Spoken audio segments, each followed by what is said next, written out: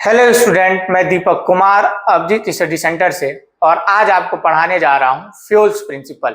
तो हम देखेंगे फ्यूल का पहला प्रिंसिपल। तो आप देखेंगे फ्यूल का पहला प्रिंसिपल है डिवीजन ऑफ वर्क। कहने का मतलब है सबको अलग अलग काम दो।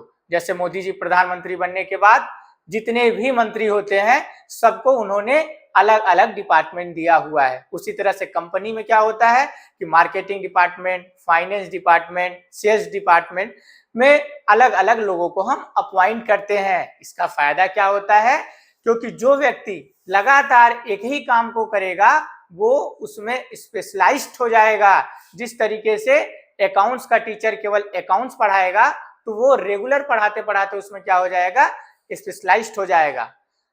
सेकेंड है आपका अथॉरिटी एंड रिस्पॉन्सिबिलिटी, यानी पावर के साथ ड्यूटी भी। अगर आपने मोदी जी को प्रधानमंत्री बनाया है तो उनको पावर देने के साथ उनकी ड्यूटी भी डिसाइड की है कि समय पर आपके घर में गैस सिलेंडर पहुंचे। फिर है डिसिप्लिन।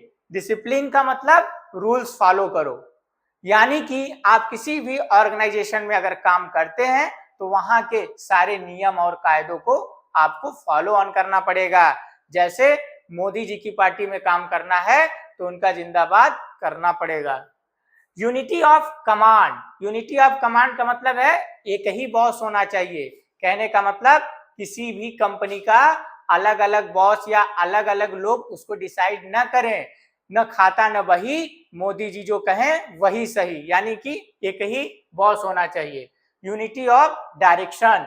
सबका गोल सेम होना चाहिए। कहने का मतलब है कि किसी भी कंपनी या ऑर्गेनाइजेशन का गोल क्या हो, सेम हो। जैसे मोदी जी का एक ही गोल होता है, किसी भी तरह कहीं भी सरकार बना लेना। अगला है सब ऑर्डिनेट ऑफ इंडिविजुअल इंटरेस्ट, यानी अपना देखने से पहले सबका देखना। जैसे कि आप समझो कि कंपनी में किसी एक वर्कर को पूरी तरह से इंपॉर्टेंस न देके हमें सबको साथ में लेकर चलना है। तो आप देखोगे पर्सनल से पहले क्लास का फायदा, यानी मॉनिटर को अपना फायदा न देख के सारे बच्चों का फायदा देखना है। फिर है रेमुनरेशन, अच्छे काम का रिवार्ड।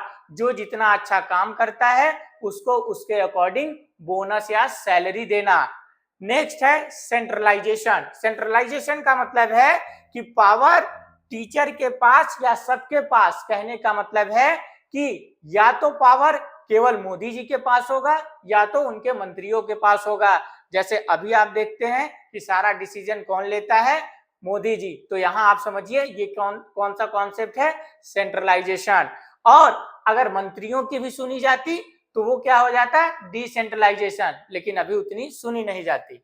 अगला है स्केलर चेंज, यानी कि प्रॉपर सिस्टम के साथ काम करना। जैसे पीएम, फिर मिनिस्टर्स, फिर ऑफिसर्स होते हैं स्कूल में, प्रिंसिपल, उसके बाद आपके टीचर और स्टूडेंट।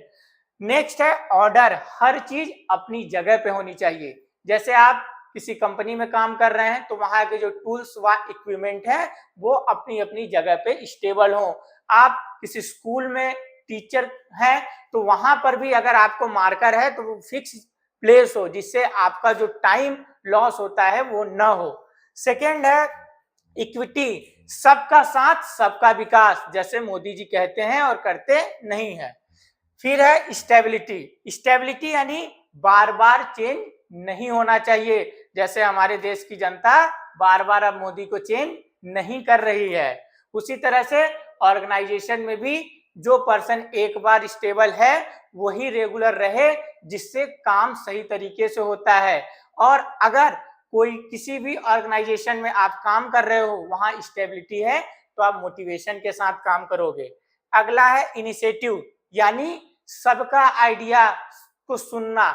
जो आप समझो कि अगर स्कूल है तो वहां प्यून के पास भी अगर कोई आइडिया है तो उसको आप सुनो। उसी तरह से कंपनी में भी जो एम्प्लॉय काम कर रहे हैं उनके भी आइडिया को सुनना और समझना। फिर है स्प्रिट दी क्रॉप्स, यानी टीम में रहकर काम करना, अकेले काम नहीं करना। जैसे मोदी जी अकेले ही विदेश घुमाते हैं, उन्हें क्या करना चाहिए कि और लोगों को साथ में ले जाना चाहिए। नेक्स्ट में हम समझेंगे टेलर का प्रिंसिपल।